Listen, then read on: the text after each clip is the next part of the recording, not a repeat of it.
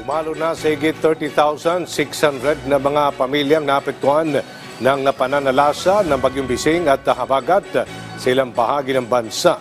Ay sa National Disaster Risk Reduction and Management Council, partikular nang naapektuhan dito ay ang mga rehiyon ng Ilocos, Central Luzon at Cordillera Administrative Region. Umabot naman sa 15 na kalsada at isang tulay ang naapektuhan kung saan 3 dito ay nasa Region 1 at hindi pa rin passable ngayon.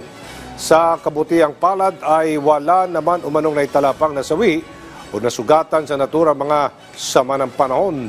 Pagtitiyak naman ng Malacanang, maigpit na nakatutok ang pamalaan sa pangangailangan ng ating mga apektadong kababayan tulad ng mga residente sa Zamboanga City na nakaranas lang flash flood.